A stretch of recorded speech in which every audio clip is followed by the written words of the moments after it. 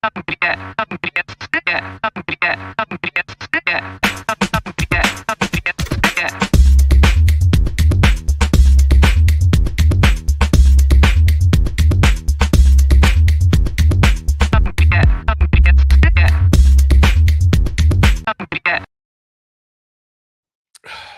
morning, Chris. How are you? Anthony, Franco, I'm fantastic. How are you this morning? Happy Tuesday to you. Tell me what's on your mind. How are things? I met a most fascinating individual yesterday. Tell me. He was a microbiologist. Yeah. He was a lot bigger than I thought he would be. Because of micro. Yeah. Anthony, I'm a little bit grumpy. We're in a digital world now. I use Outlook. I use all these digital calendars, right, to keep track of my stuff. And I walk into the mall yesterday. There's an entire shop with printed calendars on it. I got to tell you, Anthony, those calendars days are numbered. You've got to find a different source for dad jokes, dude. That's right. The greatest source ever. Anthony, what if team alignment is just expensive procrastination? Jared Christopher built Yellowfin BI's sales team without a single alignment meeting. Instead of consensus, he gave each regional director complete authority over their territory with one rule: defend your decisions with data at monthly reviews. Revenue grew 340% in 2 years, while competitors held stakeholder sessions. The lesson isn't that alignment is worthless, but the decision velocity beats the collective buy-in when authority is clear. Today, Anthony, on How to Founder, we're going to be talking about team dynamics. We have one of the first times ever, somebody messed up and didn't cross off our podcast off of Blima's list. And we have a second time guest. She's come back. Somebody's going to get fired on her team because she's going to be, She's like, how did you let this happen again? Why did you let this happen? I told you that I never wanted to go. We've had guests on multiple times. That's Blima Ehrentreu is the founder and CEO of Designers Group, a boutique interior design firm ranked number 15 on Inc. magazine's fastest growing company. She's led projects where design decisions carry operational consequences. Blima, welcome back. It's good to have you. You're in Miami. You're looking all chill and warm. Yeah. Relaxed. Thanks for having me again. But I have to say that Anthony was not here last time. So for me, Anthony was. It was Stephanie and I, which was a way better episode. Anyway, all right. So let's just get into the topic. So team alignment versus this idea of consensus. How do we get our teams aligned to start to make good decisions? I guess probably to start off with, just define for me, Blima, in your mind, like what does it mean to have team alignment versus consensus versus this other idea that we're just that I'm making the decisions and everybody's going to follow me? We're a purpose-driven design firm. Our motto is really what leads us. It's designing with purpose, creating a better world. So as long as the team is aligned on who and what we are, that really drives so many of our decisions. And I like to think that we're a super collaborative team. Everyone's voice is important. Everyone's opinion matters. So it doesn't matter if you're relatively new to the firm or you've been with us for a long time. We want to hear from you, and what you have to say really matters. 2 questions. First, are you hiring? I'm just looking. Asking for a friend. We're always looking for talent. And number 2, is it talent, Chris? Talent? He's looking for talent. Yeah, it's not you. It's not you. That's always that loophole. Anthony, we were talking about this before we started, and you wrote a white paper. This is that classic. I think it's a classic challenge for startup founders, which is early on, I want to have everybody in the boat. I want them rowing the same direction. And one way to do that is really to have everybody weigh in on decisions. Everybody gets an opportunity to kind of be around the table and help make a decision. That I think works when there's just a few of us around the table, but I think it does break. It doesn't work when there's a few of us around the table either. Oh, okay, please disagree, Anthony. Yeah, so there has to be a decider. I hate to say that, but there has to be somebody that says this is the direction we're rowing. There has to be somebody that points the team in the direction. The job of the leader is to collaborate, not build consensus. I think alignment is an interesting word. So alignment for me means the team, even though they may not agree entirely, they can get behind it. And that's how good teams operate together. But I think, but Blima, I would really be interested. So you have an interesting dynamic, and you have multiple locations, which makes it a little bit more difficult to get teams to collaborate and get essentially consistent deliverables across coasts. So I'm curious how you do that.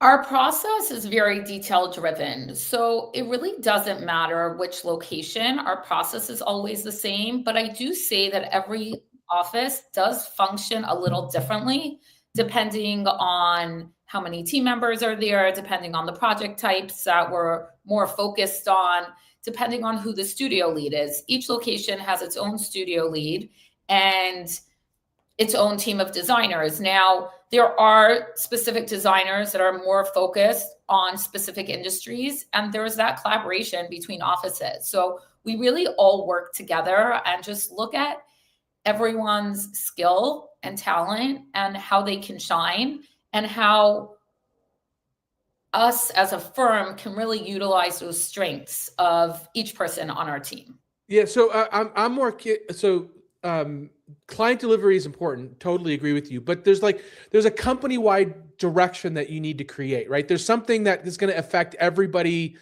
for the next 2 years. How do you get everybody to lean in on that? And at what point do you say enough and you make the decision? Or how do you get that to work together when there's a bigger decision that affects everybody? So it really depends. I wouldn't say that there's one answer that works every single time. Different opportunities come up between the different offices, different challenges. There are definitely different locational issues as well. But we're all about working together, and we really do have that sense of pride about what we're doing, passion for what we're accomplishing within environments, and really making spaces better for people. And that's something that we look for when we hire. The way we hire is that we do have a short trial period. Sometimes it's just a day or two, but we get to see if this person is a good fit for us as a firm, and they get to decide if our firm is a company that they want to align themselves with.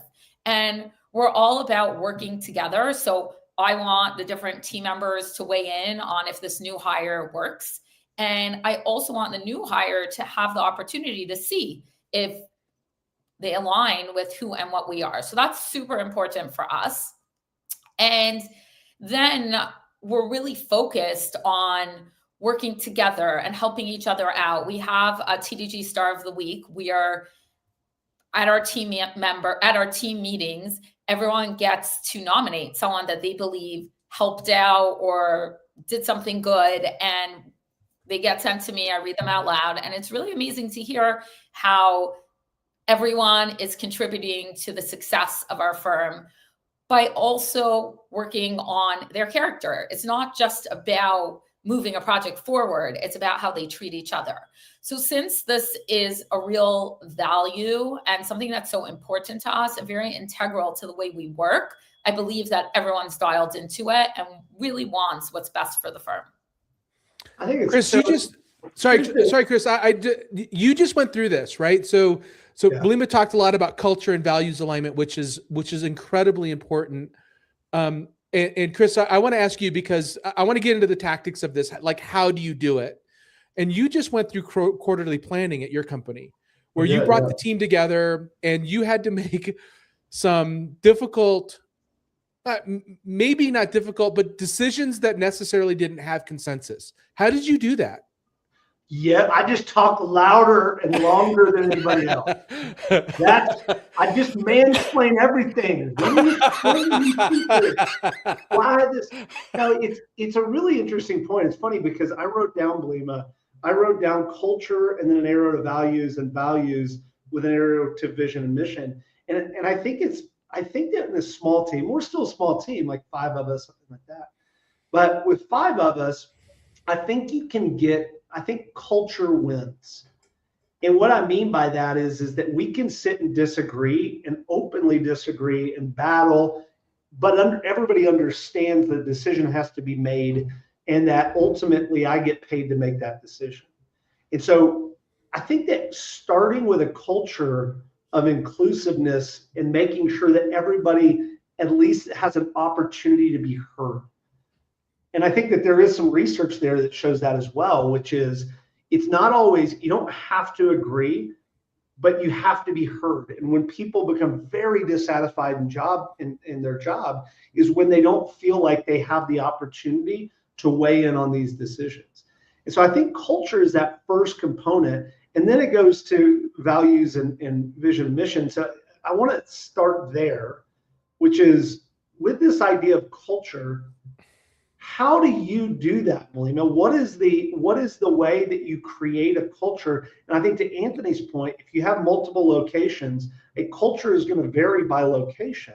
How do you try to create a consistent culture across those locations? Excuse me.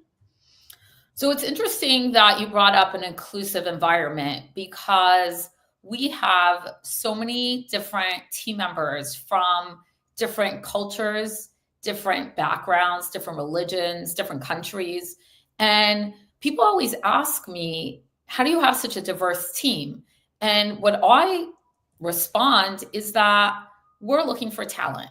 We're looking for designers who want to make the world a better place. So when we're looking for that, that's what we're concentrating on. And because of that, as a result, our team just has so many different experiences that they can use to formulate our design solutions and come up with unique ideas.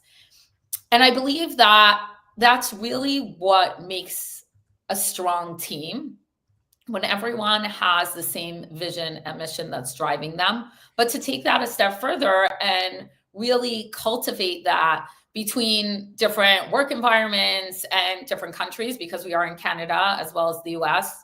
We're on the East Coast. Canada's the same. It's the same country. No, I mean, this is the big joke. Stephanie is our co-host, and she lives in Canada. And so we do a lot of Canada joking, but also she just rolls her eyes at us. So you're welcome to do the same. Yeah, I guess it depends who you ask. But we're also on the East Coast and the West Coast. Those are different countries. But I do see how everyone collaborates together. And I know that it has to come from the top, but I also see how my team leans in when their managers, when their studio leads are focused on the important parts of moving a project forward. And like I said, the values and the mission that really drives us. Chris said that I'm gonna go back to what Chris said. Chris said that everyone needs to be heard. But is that true? Can't asking somebody's opinion on something lead to the unexpected expectation setting that you'll actually listen to them? Well, I definitely try to listen, and you'll do what they're asking. That you'll not just listen to them, but actually do what they're telling you should do. Yes.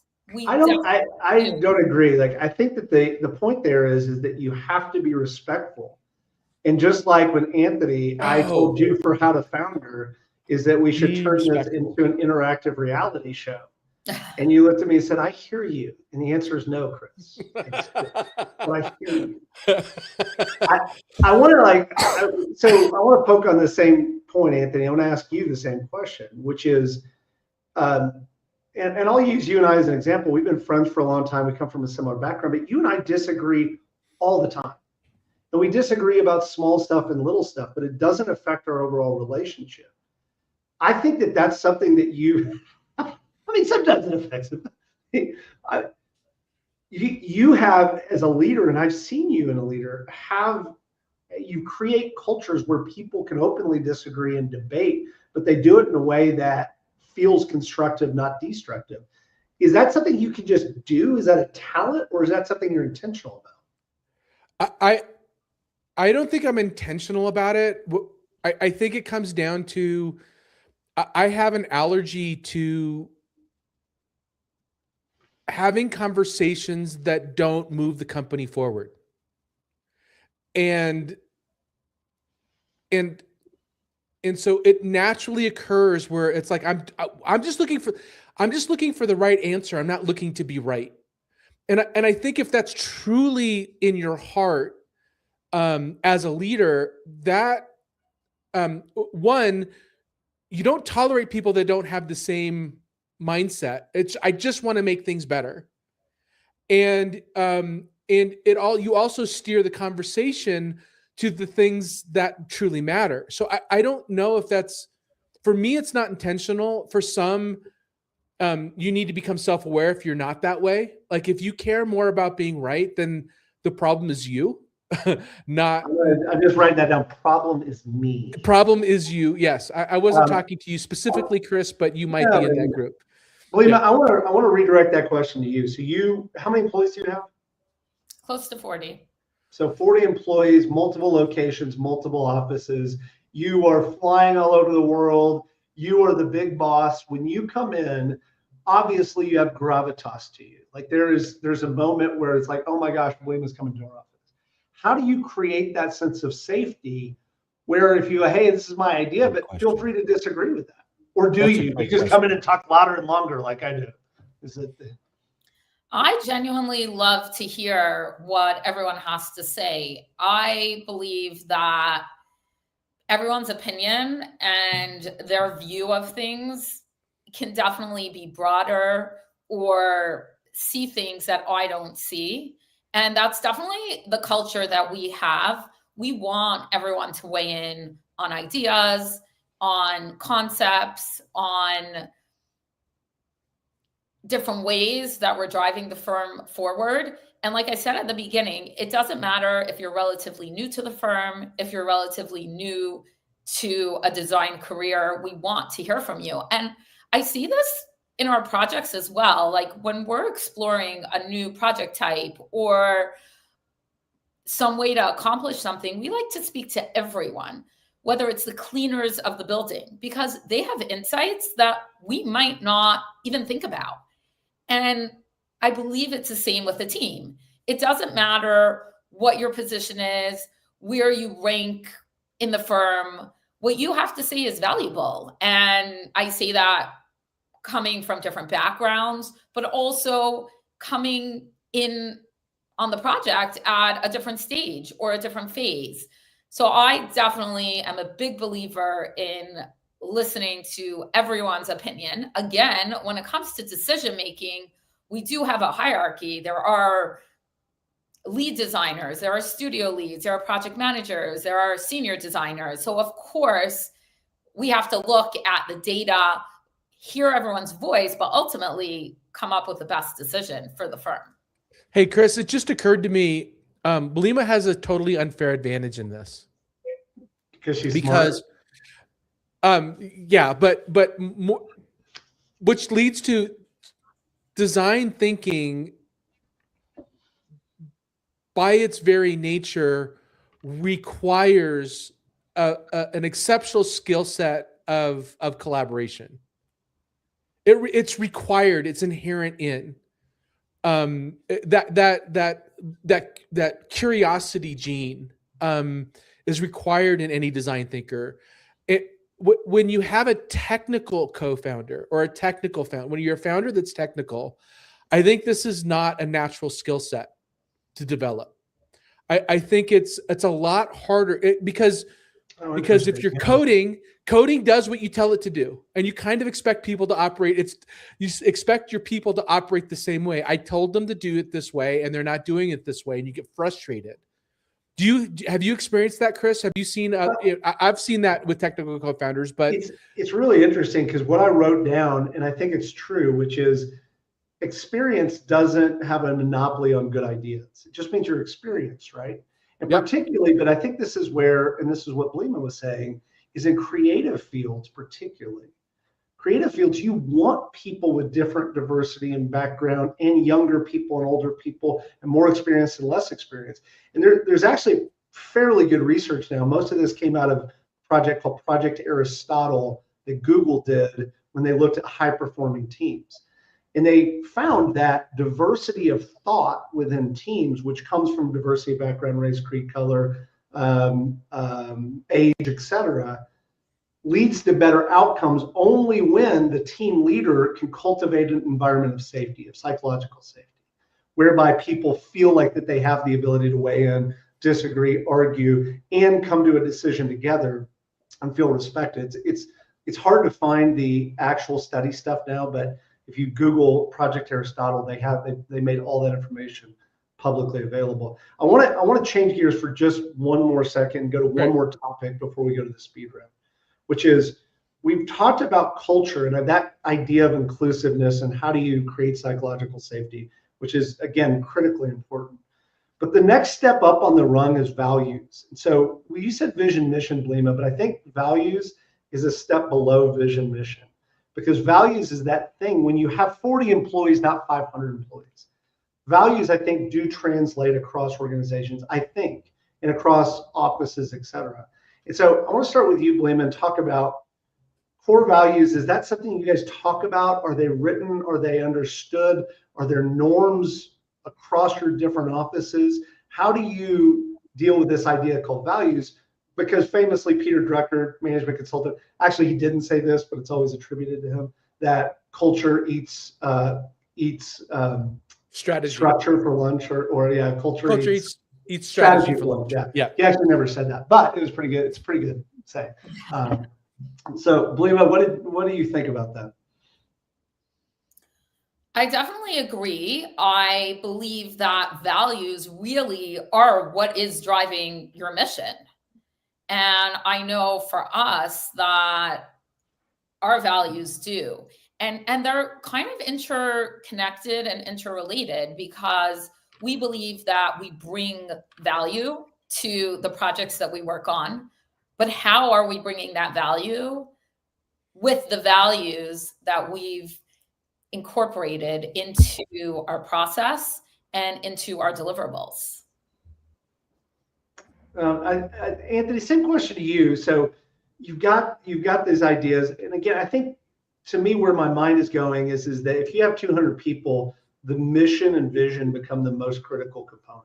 People have to align behind that. But when you're looking for alignment in a team, call it 40, 50 people, something like that, your values are the things that I think speak louder. Is that, first of all, does that premise hold up for you? And secondly, how do you, as a leader, think about spreading those values across an organization? Yeah, so we've talked about values quite a bit on the show. I'll try to remember the bullet points. One, if integrity is one of your values, you got it wrong. I was going to say, you don't remember what you had for breakfast, Anthony. There's no chance. Just because, of course, integrity, like everybody has that as a value. Like it's like saying, people, we want to hire people that breathe.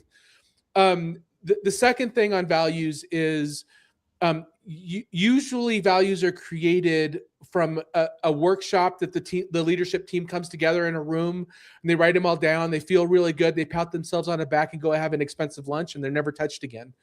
The way to really implement values is, one, you have to decide what are your customers going to value and how do you want to serve those customers? And then define the traits that the people you want to hire need to have in order to deliver to your customers. Those are your values. And then you need to incorporate those values in how you interview and hire people.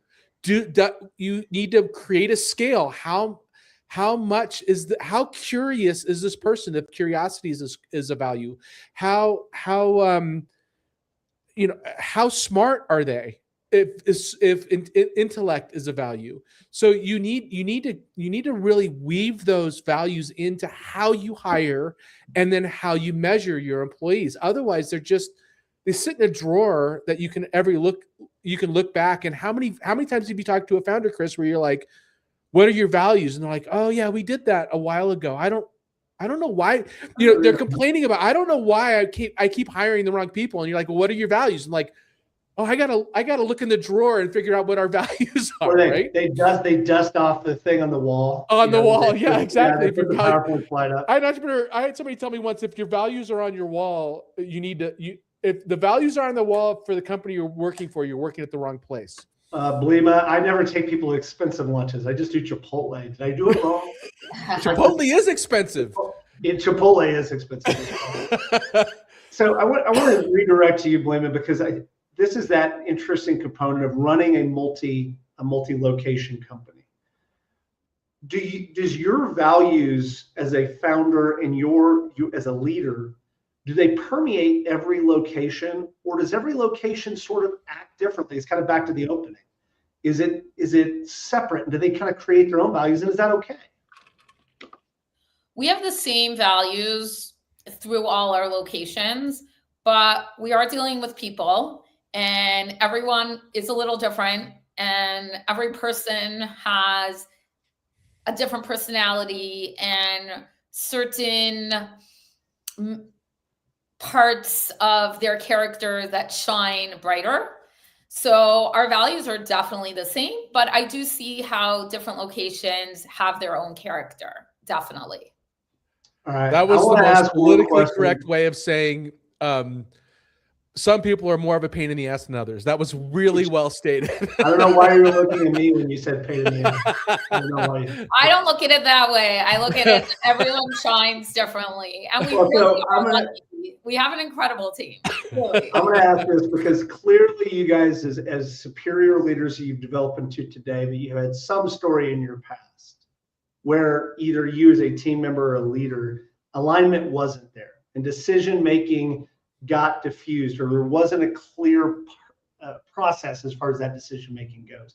Tell me about a time when you got it wrong and what were the consequences. I'll start with you, Anthony, because you can tell a really embarrassing story and then Blima can feel safe that we. All right. We're being open, honest, and vulnerable.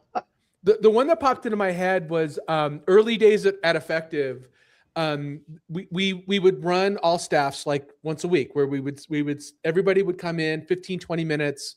We tell them about the week, what's going on with the company, kind of do a quick status report. And our leadership team philosophy was radical. We were radically transparent. Before it was a book, you guys were radically. Yeah, we were just very transparent. And then we got to 40, and then we got to 50 people, and somebody came up to me and he said, I don't want to know that we might miss payroll in 2 months. You're being too transparent. I want to go home. Less transparent now and sleep. I want to be able to sleep. Like that's what you're paid for to worry about. I don't want to worry about that. And so, that was a reset that I had to do on what my job is to bear the weight of the anxiety and stress of the company, and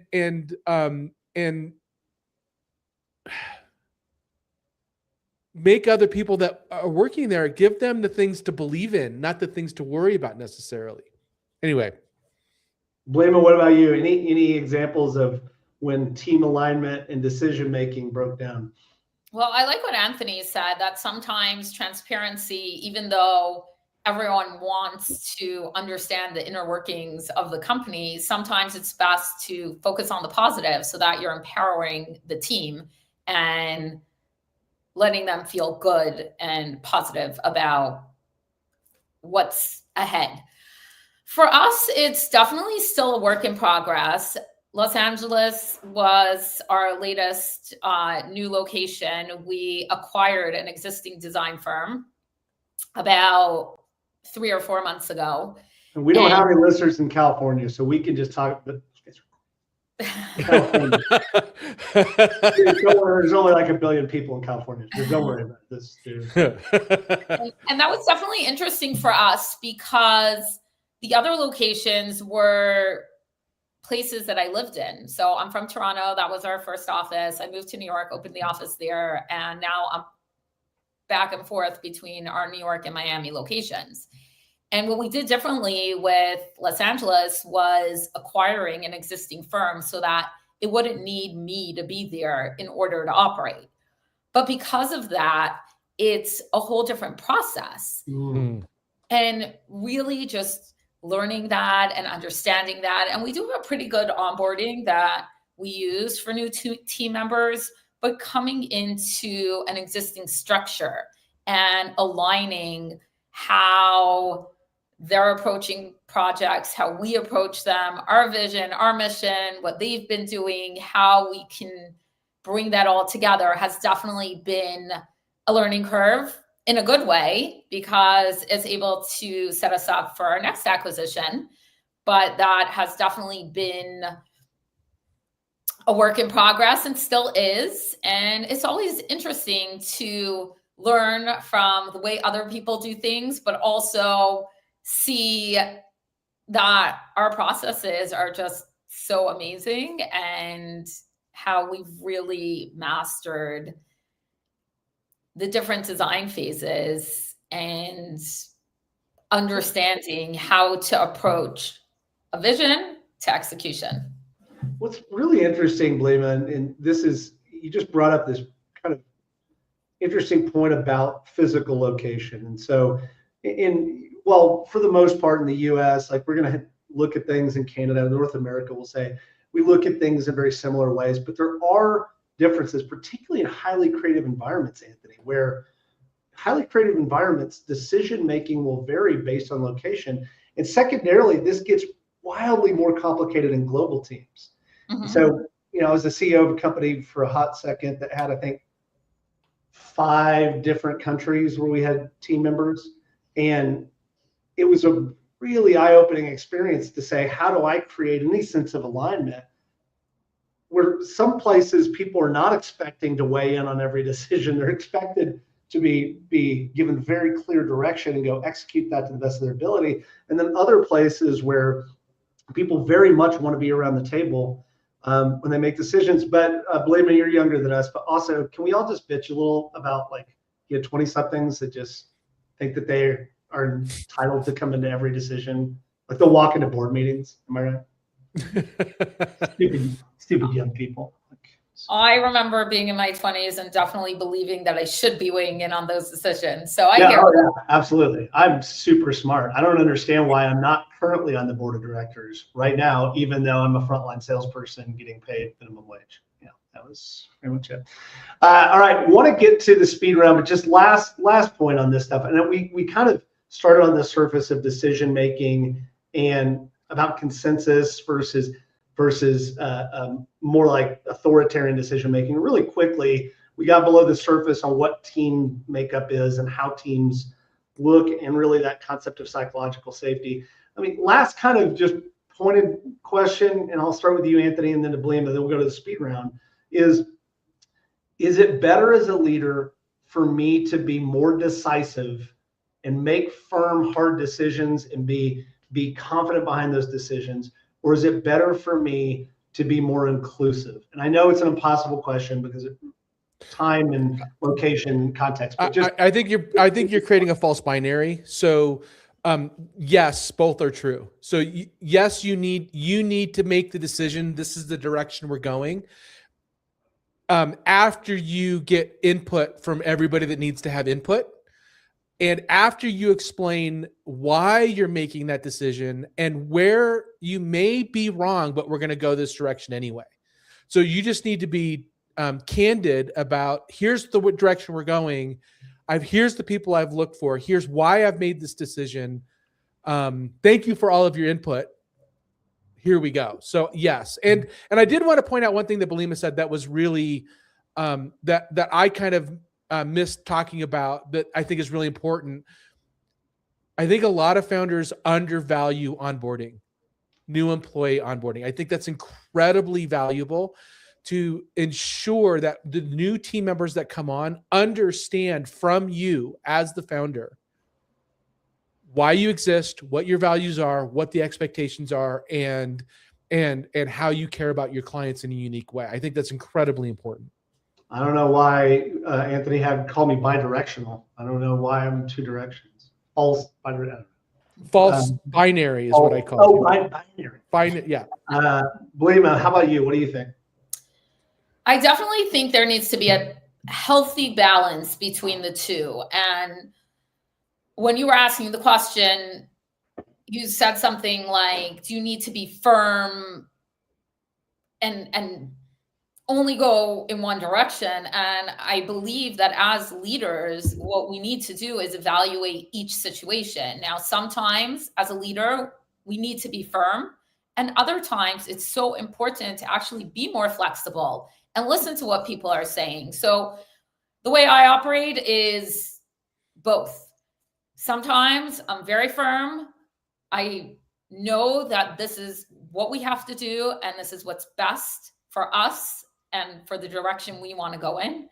And there are many other occasions where I'm not as sure, and I want everyone to weigh in, and I want to hear their opinion, and then together we can make the decision. So another false bibliography. Basically. Got it. All right.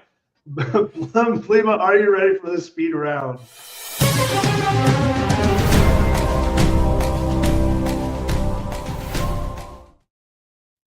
All right, I'm going to ask a question. First thing that pops into your head, or say, Anthony, this is a dumb question. Even though I'm reading the question, you can just blame the question if it's dumb on Anthony. All right, what percentage of decisions need full team buy-in before moving forward? Actually, it's a great question. 50%. Team members publicly disagree with your direction. Shut it down or let it play out? Let it play. Unanimous yes from a comfortable team or split votes from a sharp one? Split I don't votes. even know what that question is. Really, I'll rephrase. Is it better if you have a team that's been together for a really long time? Is it better to get consensus, or is a team that's just forming? Is it better to just get you have to go and make a decision? I'm going to change my answer and go with consensus. I like it. Which kills more startups? Too much conflict or too much harmony? That's a great question. Too much conflict. Authority without consensus. Is it good? Ship it? I don't know what that means. Authority without consensus. Is that something that you can have and still be a good leader? Or is it something that is you have to figure out a way to get some sort of consensus? I believe there needs to be consensus. Otherwise, it's a dictatorship, which I don't love. I mean, I don't mind dictatorship so long as I'm the dictator. Right. It's great for me being the dictator, but just, the people around it. He doesn't want to be president. He wants to be king. Deep dive resources, the 5 dysfunctions of team. It is a must read for any manager of any level. Radical Candor by Kim Scott. You were radically candid. I think she stole the idea from you, Anthony, even though that, it's a best-selling book.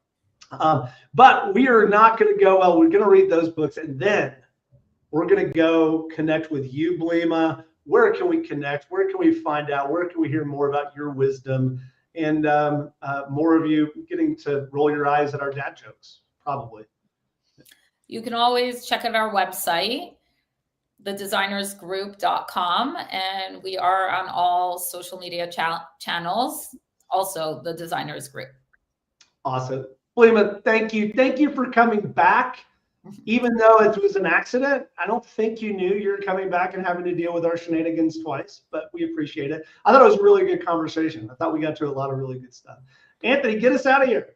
Yeah, thank you all so much for listening. Please be sure to visit us at howtofounder.com, where you can connect with us on LinkedIn and subscribe to our YouTube, Apple Podcast, and Spotify channels. You are the pioneer of economic prosperity, and Chris, myself, and Stephanie are just so grateful that we're allowed to be here along the way with you. Thank you, everybody. Thank you, Blima. Bye.